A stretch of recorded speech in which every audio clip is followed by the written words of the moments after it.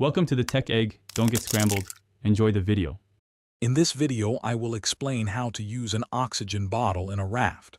First, always prioritize safety by inspecting your equipment thoroughly. Make sure your raft is stable and secure before you begin. Familiarize yourself with the regulator and flow settings. A proper mask fit is essential for effective oxygen delivery, so check it carefully. Once your safety checks are complete, it is time to set up the system. Securely attach the regulator to the oxygen bottle valve, ensuring a tight seal. Then, connect the oxygen tubing from the regulator to the mask. Slowly open the bottle valve, listening for any hissing sounds that might indicate a leak. Finally, confirm the pressure gauge shows an adequate oxygen supply. With the system ready, place the oxygen mask firmly over the user's nose and mouth.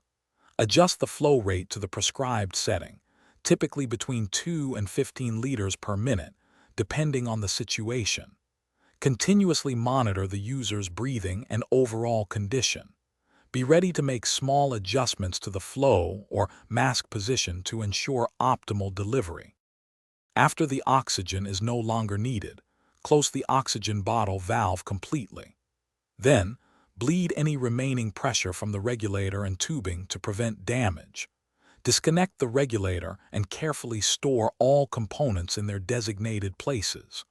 Always note the remaining oxygen level and arrange for refills or replacements as needed, ensuring readiness for future emergencies. Thanks for watching. Consider subscribing if I helped unscramble your problems.